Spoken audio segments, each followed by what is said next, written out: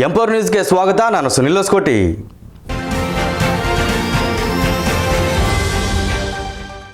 ಕೊಪ್ಪಳ ಜಿಲ್ಲಾ ಯಲಬುರ್ಗಾ ತಾಲೂಕಿನ ವಜ್ರಬಂಡಿ ಗ್ರಾಮದ ಶ್ರೀ ಮಲ್ಲೇಶ್ವರನ ಜಾತ್ರಾ ಮಹೋತ್ಸವ ಅದ್ದೂರಿಯಾಗಿ ನಡೆಯಿತು.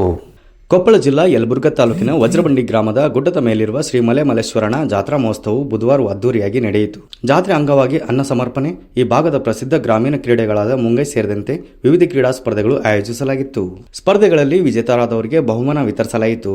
ಸಂಜೆ 5 ಗಂಟೆಗೆ ಭಕ್ತರ ಸಮ್ಮುಖದಲ್ಲಿ ಅದ್ದೂರಿಯಾಗಿ ರಘು ರಥೋತ್ಸವ ಜರುಗಿತ್ತು.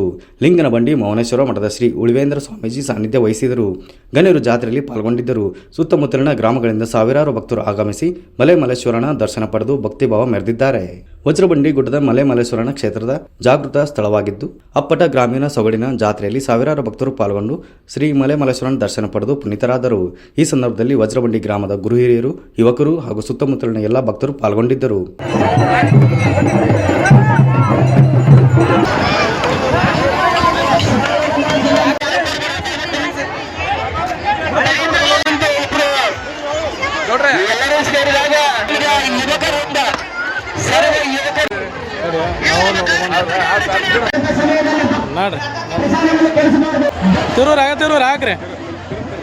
News reporter Mounesh H Nayak, empower news, Koppal.